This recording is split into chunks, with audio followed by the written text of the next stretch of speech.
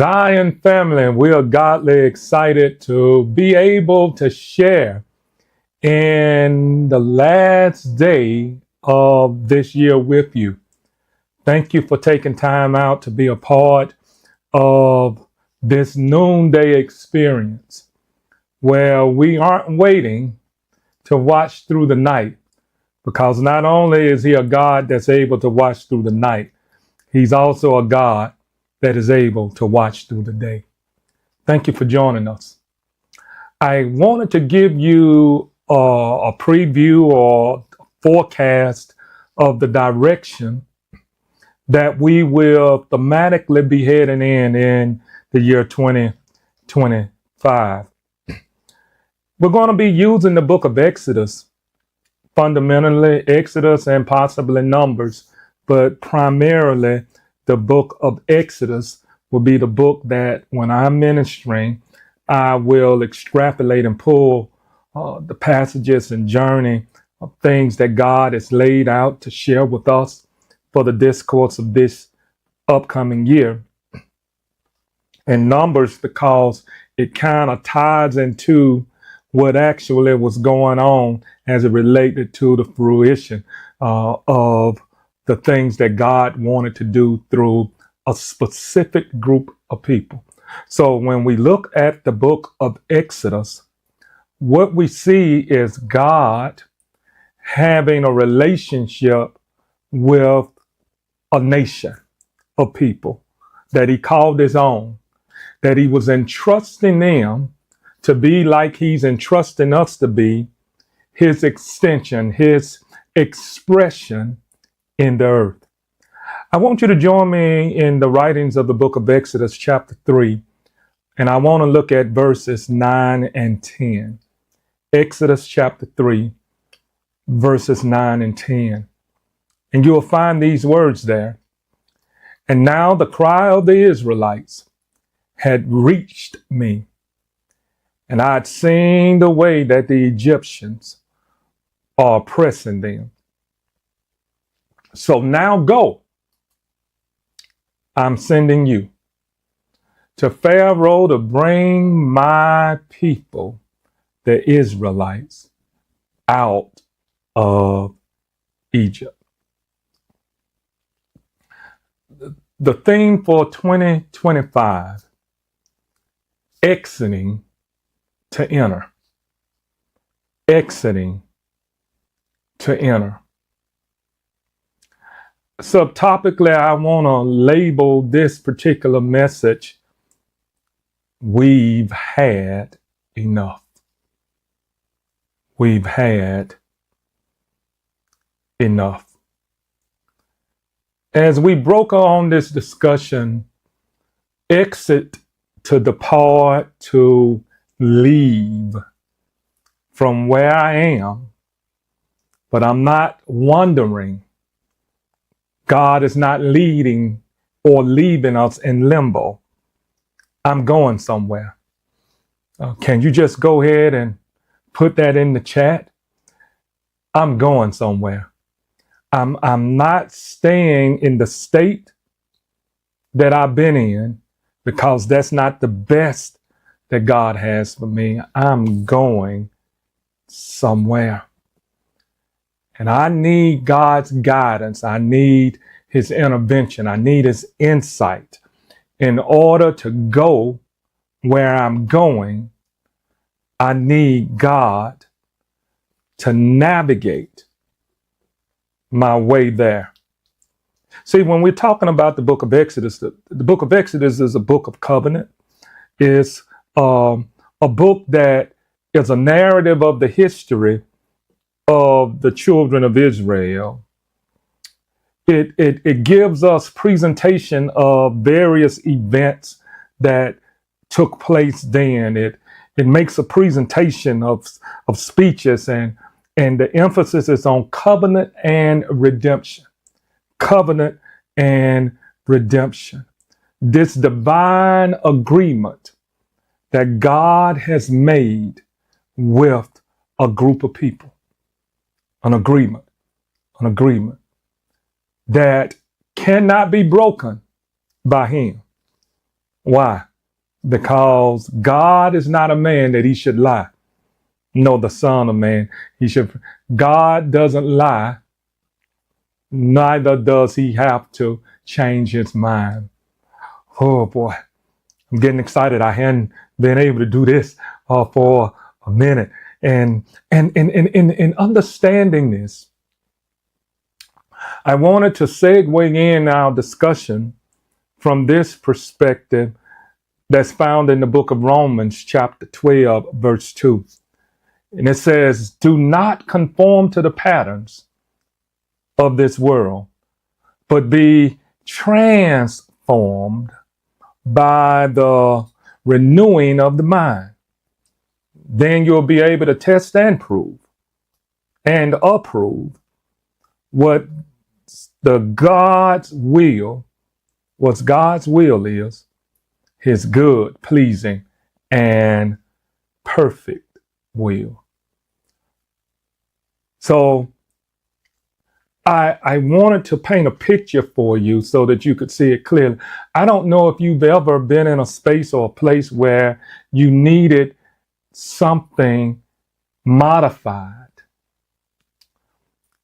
The framing of it was good, but you wanted a room, colors to be changed. You wanted something in that room that was in one place to be moved somewhere else. You wanted to expand the room. All of those are forms of what we call renovation. Renovation. I'm not intending to mess with the foundation because the foundation is good. But what I need to do to enhance what's already there, I need to do some renovation. Well, this is kind of what this text that Paul writes in the book of Romans, and he's instructing and encouraging and giving us insight to say, don't act like culture. Act like you represent me. And in order to not act like culture, because we are in this world, but we're not supposed to resemble this world, we're supposed to resemble our God. And in order to resemble him, he says there has to be a renewing of the mind. So he says, be transformed, be changed. He tells us what not to do, then he tells us what to do, then he tells us how to do it. What not to do. Don't be like culture. What to do.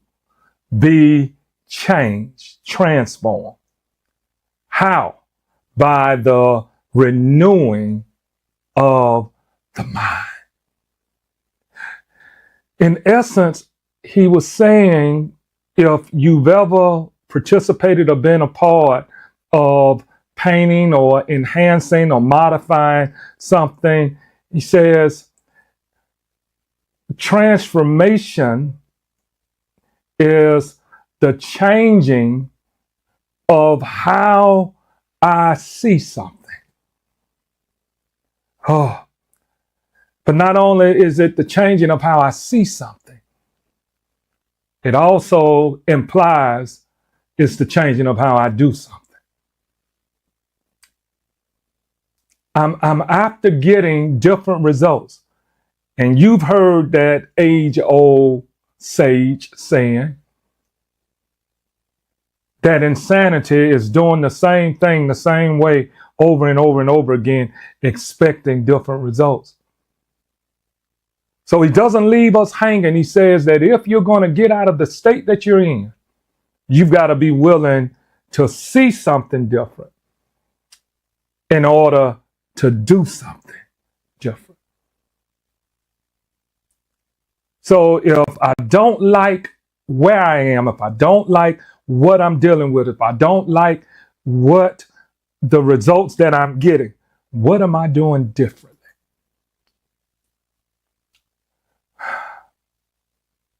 So he says, in order to experience what God has made available, what he desires, which is good, beneficial, pleasing, and the complete will of God. He says there has to be a change through the renovating of the mind.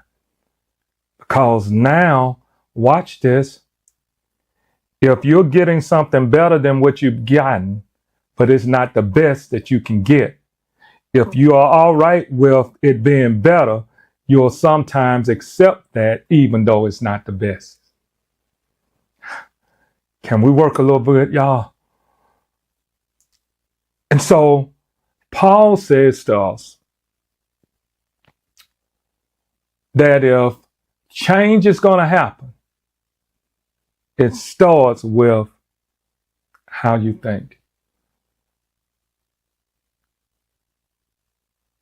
The renovating, the changing, the rearranging of the way we think. My coach and mentor says it all the time this way, that whatever you're going to come out of, you need to come out head first. In other words, your mind, the way that you think, the way that you process, the way that you perceive things, it's got to come out first. And I'm not talking theoretically, I'm talking experientially. I'm talking based off of experience. That there has to be, and for those that have been with us during the discourse of the year, we gave you 3 different stages in order to do that. If there's going to be a mind change, watch this, there has to be mind maintenance. Because once I'm out, in order to stay out, I've got to do some things to help me maintain what I have obtained. Okay? See, it's one thing to get out of a bad way of thinking, but it's another thing to remain or to maintain the right way of thinking. And what is that? I think about things the way God thinks about them.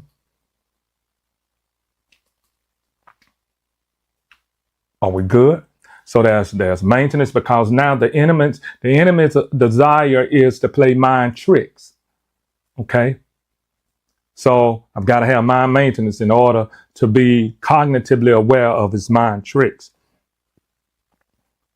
But then there has to be, in different stages of your life and my life, there has to be mind shifts. In other words, I'm thinking on a greater level. I'll go ahead and get to the punchline in just a moment. But see, I found out something in changing my environment, my surrounding, my exposure, because if you want to get better, you got to get around better. Okay? I'll say it again for the people in the back. I said, if you want to get better, you got to get around better. Okay? People that are thinking on a level or exposed to what you and I aren't exposed to. And we'll talk about that when we deal with the Vision 2020-25. It's going to be good. Can't wait to share that with you. But while we're there, so Paul says that if I'm going to look like Christ and live like Christ and properly represent Christ, there has to be a changing through the renovating of the mind. Okay, we're good there. Now, watch this. This is a people group that God has a special relationship with. And I'm talking about the Israelites that have found themselves in a space and in a place of bondage for 400 years. For 400 years. Okay, they've been in this cycle because seasons change over time. Cycles change when you and I change. Did you catch that?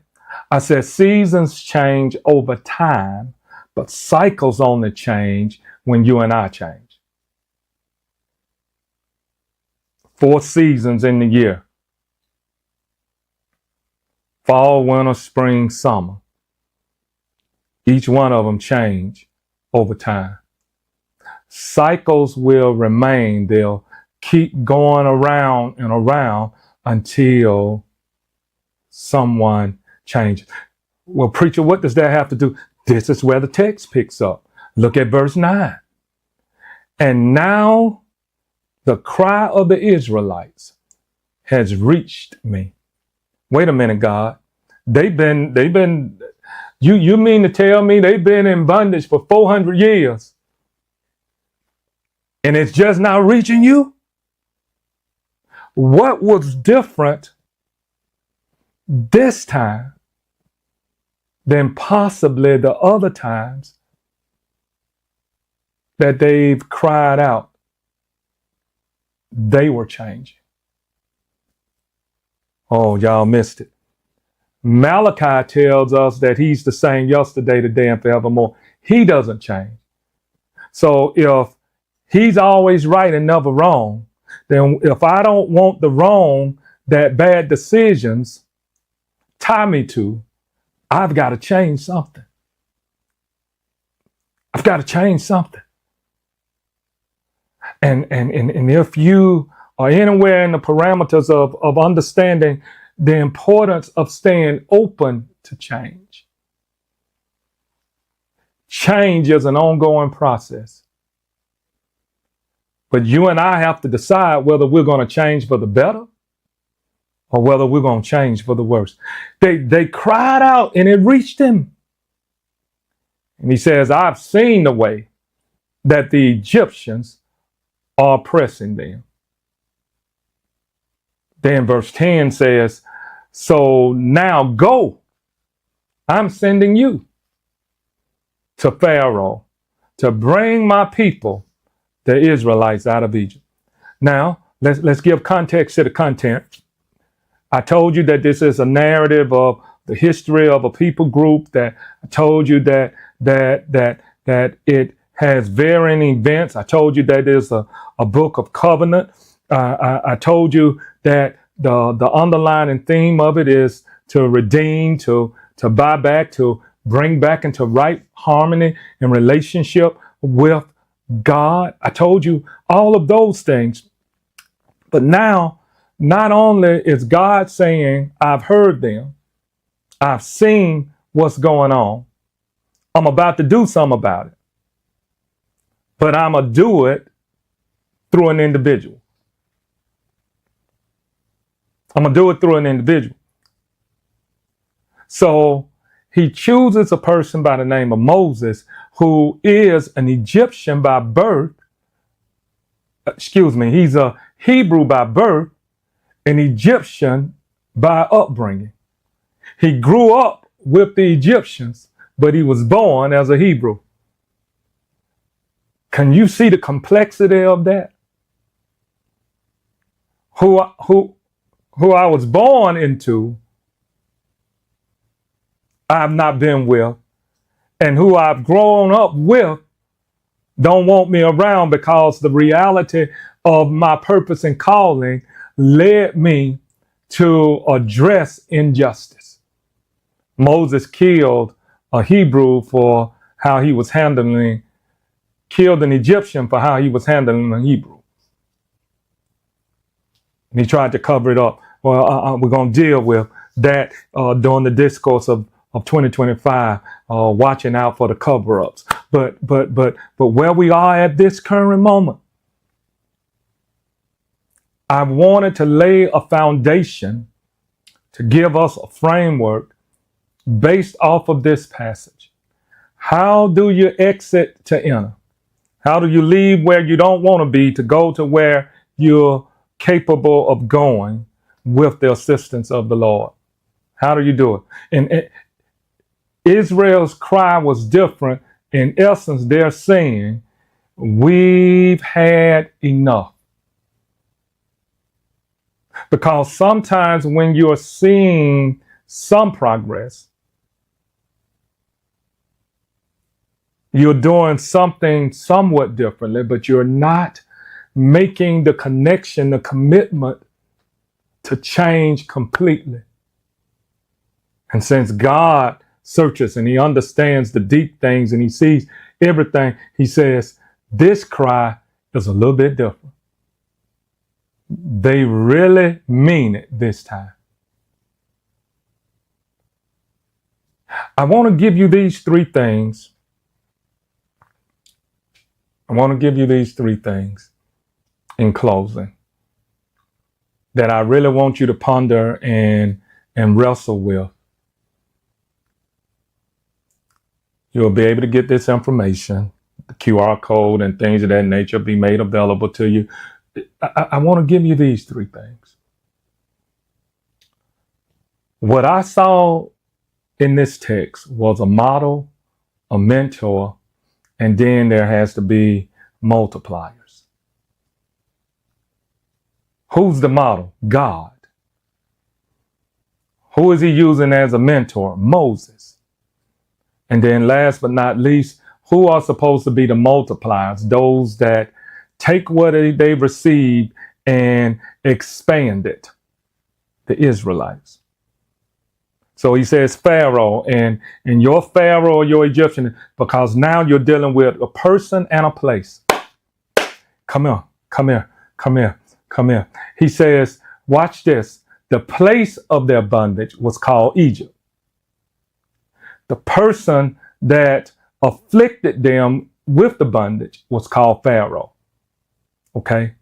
So now, in order to be liberated from an oppressive or suppressive or depressive place, who's the contributing person?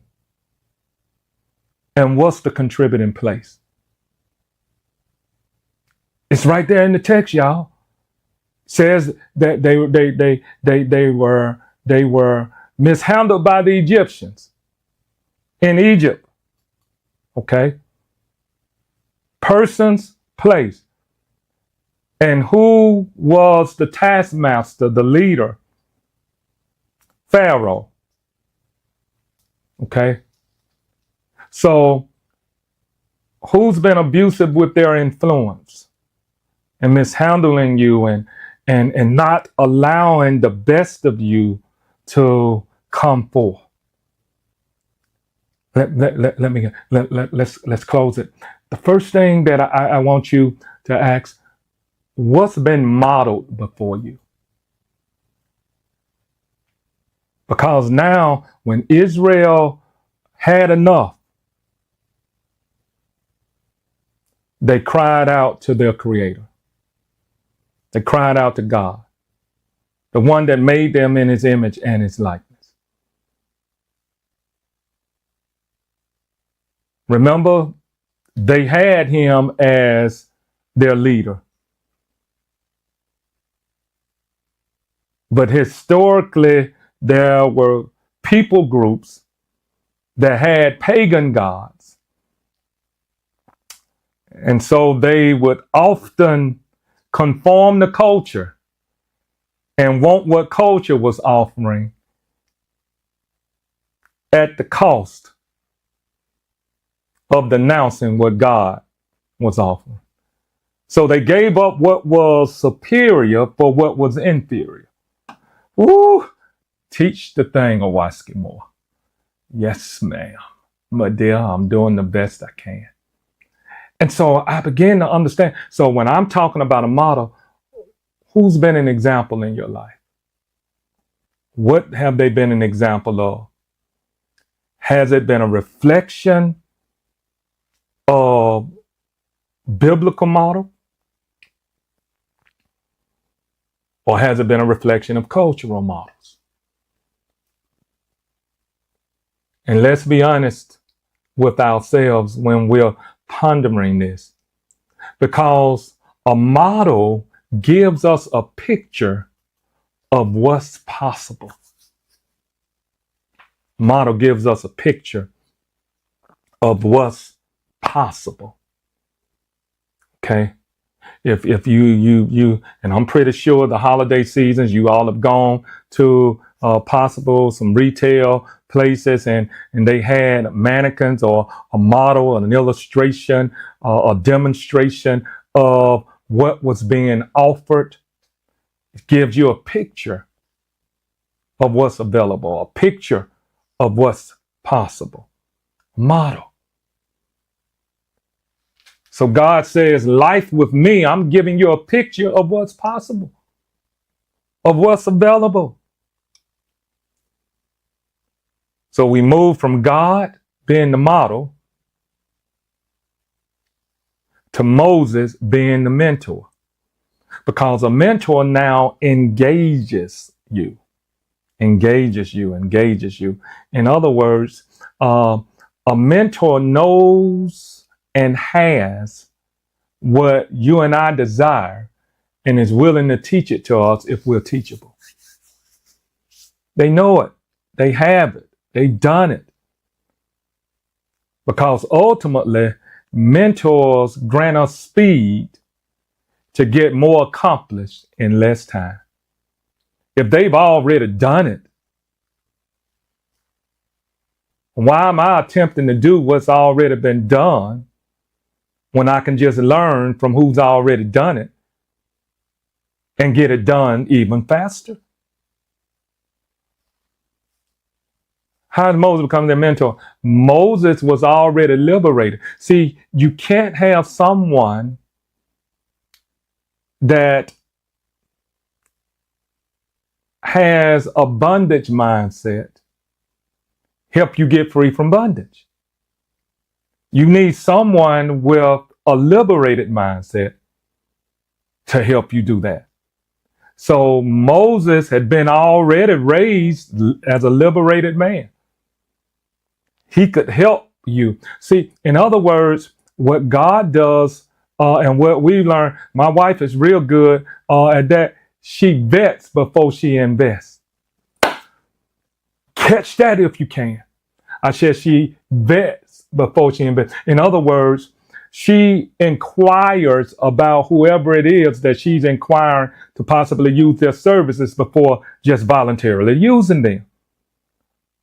Just because somebody can put information out or look a certain way or present a certain way, it doesn't mean that they're an expert or they're skilled at whatever it is they're doing.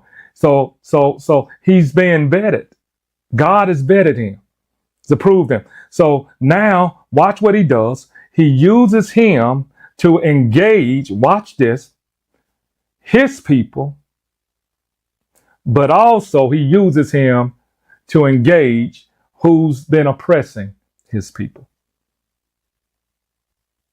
In other words, it's kind of almost oxymoronic. He didn't fit in both worlds, in either one of the worlds, but now he's being used to communicate on behalf of one to the other. Did y'all catch that?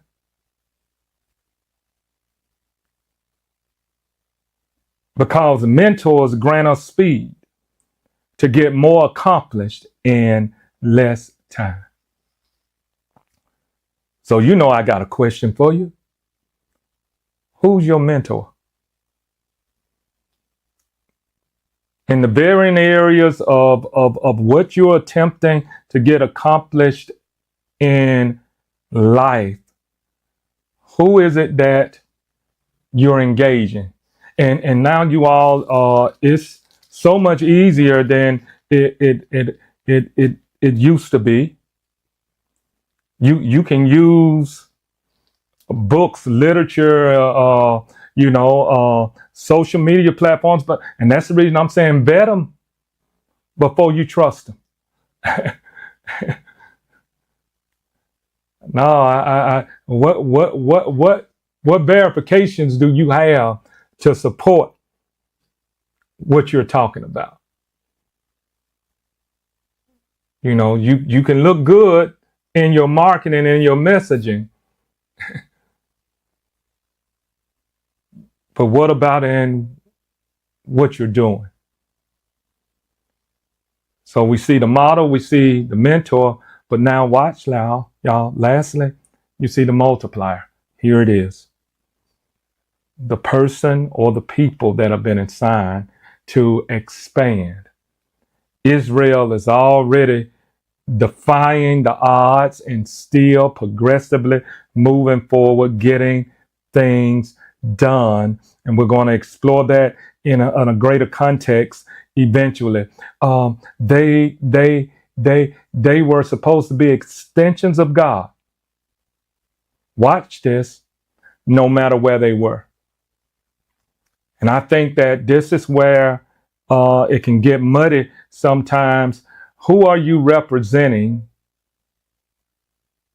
holistically, regardless of the settings that you find yourself in? Multiplier, one that expands. So multipliers are extensions of an original.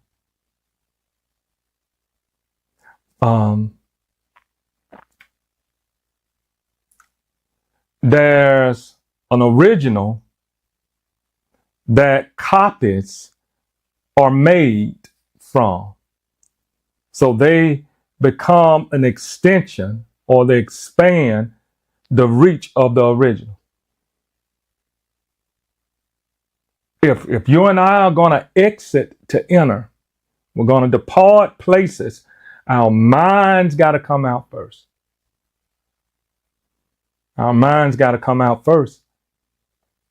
And so what Moses' assignment is in being a liberator of the people is to help them get their mind out of Egypt.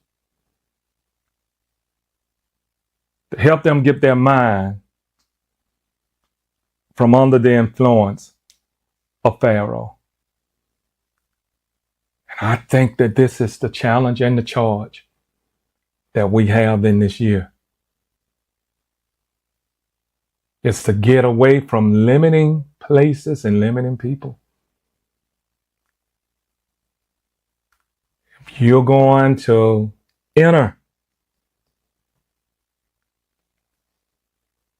let's get our mind washed, our thinking and our conversations shifted from limiting factors. I'm done. This has been my time. Exiting to enter. I can't wait to dig deeper and to show you more. May God bless and keep you is our prayer. Until next time, peace.